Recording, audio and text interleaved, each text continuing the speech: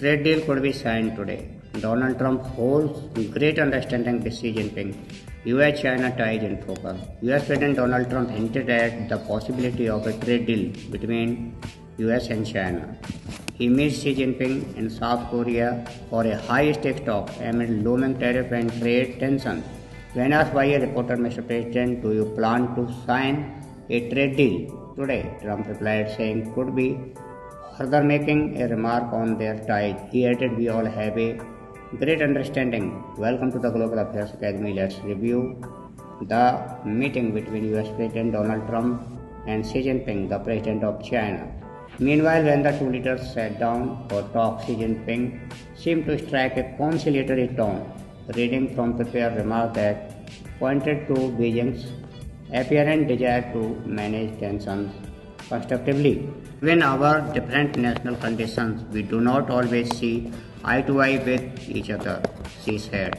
Through a translator, it is normal for the two leading economies of the world to have frictions now and then. The Trump-Xi meeting in Busan comes amid a fragile and complex phase in US-China relations, marked by deep trade frictions, strategic mistrust, and competing economic interests. It remains the most immediate fault line. Earlier this month, Beijing imposed sweeping export control on rare earth, a critical sector it dominates and one that underpins global defense, automotive and electronics manufacturing. Washington responded with threats of 100% tariffs on Chinese goods, reviving fears of another tit-for-tat trade spiral.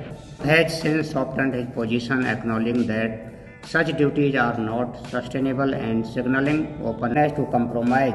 Beyond tariff, the Busan meeting carried geopolitical undertones. The United States continued to push China to reduce energy imports from Russia and to maintain restraint over Taiwan. Secretary of State Marco Rubio recently reaffirmed that Washington is not walking away from Taiwan, even as trade negotiations continue, underlining how hard it will be to separate economics from security.